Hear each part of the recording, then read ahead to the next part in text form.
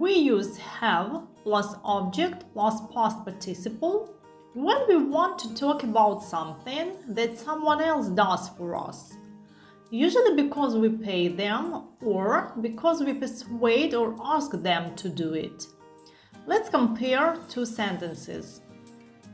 We clean the house every Friday. We clean it ourselves. We have the house cleaned every Friday. Someone else cleans it for us. The verb have is not an auxiliary verb in this construction.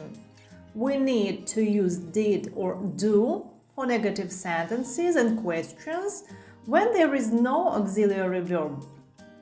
We don't usually have the house painted.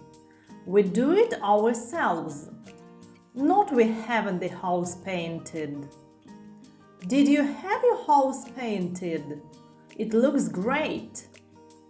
Not had you your house painted. We can use have something done in any verb tense.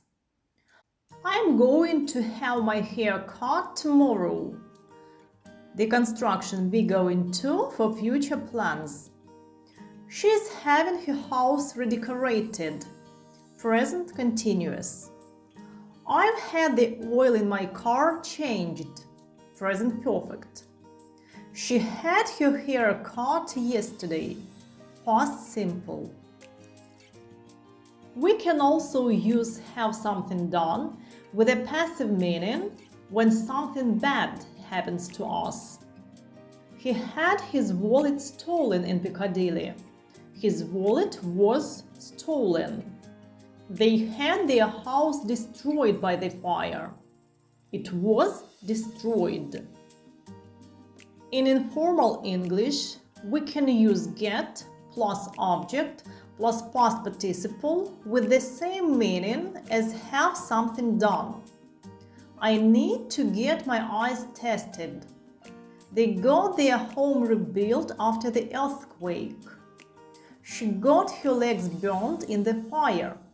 Negative experience. Have someone do something. We can use the construction have plus person plus infinitive with the same meaning as have something done. But in this case, we mention the person who is doing something for us. In this construction, we use infinitive instead of past participle. We are having the architect redesign the ground floor. Suzanne had her brother prune all the trees. Get someone to do something. Pay attention. Have someone do something, but get someone to do something.